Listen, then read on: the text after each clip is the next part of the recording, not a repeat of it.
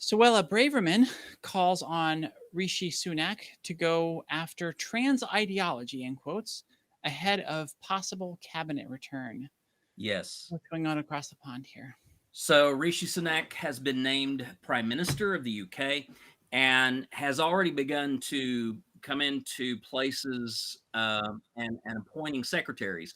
One of the people that he has appointed was the recently removed Suella Braverman. Suella Braverman has a horrible track record of anti-LGBTQ plus ideology. She has taken the turf language as her own, and basically she wanted Rishi Sunak to tackle trans ideology and wanted to basically confront these things before they caused any more harm. She said, we need to take a firm line on trans ideology in our schools and in our public sector, for the safeguarding of our children cannot be compromised. I am reassured that Rishi understands the enormity of these problems and will not shy away from making the hard decisions needed to fix them. The sad news is that Sunak went ahead and reappointed Braverman to the position of Home Secretary. And this is just rewinding a couple of weeks. We have her back in that position, and it's tough to say how that relationship is going to work, but we do have another article coming up that does talk about some of the impacts that we could possibly see. Moving on to the next one. Kemi Badenoch, as Equalities Minister, leaves LGBTQ plus activists deeply fearful for the future. So Bandanak was appointed to the position of Women and Equality Secretary by Sunak.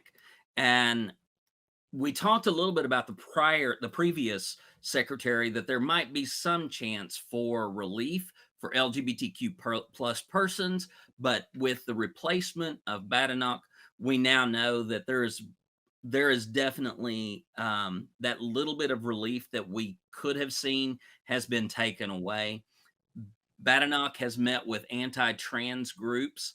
She once called transgender women men. So there is, I mean, based on her track record, this is definitely looking like the little bit of hope that we had is now being removed. And now on to Rishi Sunak's new cabinet and where they stand on LGBTQ rights. I guess this dives a little bit deeper into all of that. Right. So again, we talked about Suella Braverman being, reappointed as the Home Secretary, and she has definitely shown that she is willing to take LGBTQ issues and do everything she can to block those, including you know, calling transgender people's lives the transgender ideology. Um, Sebastian Rocca is the CEO of LGBTQ plus asylum charity Micro Rainbow, and said that her appointment is a huge missed opportunity to build an immigration system that is humane, fair, and efficient. UK has had a very poor track record when it came to allowing LGBTQIA plus refugees into the United Kingdom.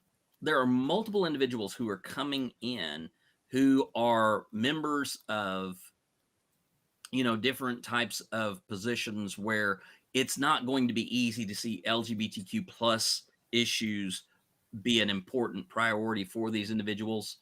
Dominic Raab is coming in as deputy prime minister and as justice secretary, and he was planning to house prisoners based on their genitals than their gender.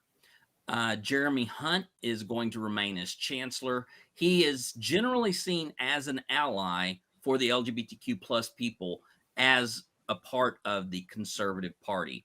James Cleverly will keep his post as foreign secretary. He is a pro LGBTQ plus minister in government and a longtime supporter of same-sex marriage, as well as voicing support for the trans community.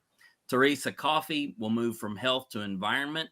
She has repeatedly come under fire for her anti-LGBTQ plus track record and a failure to take action in meaningful ways on monkeypox.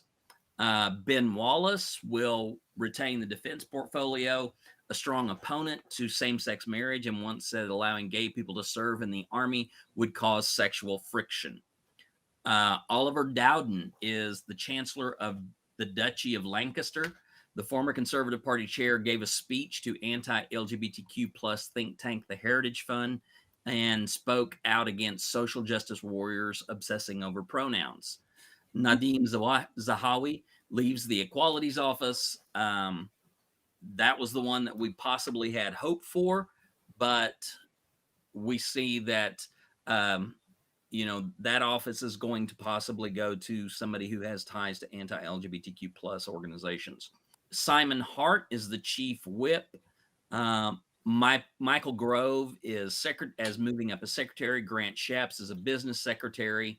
So there are a lot of people moving around in here, and it's something to pay attention to, because as this cabinet is sifted and shifted in such a way to bring people into these positions of influence, we have to be vigilant and know who these individuals are. We have to understand what ideology they bring to their position.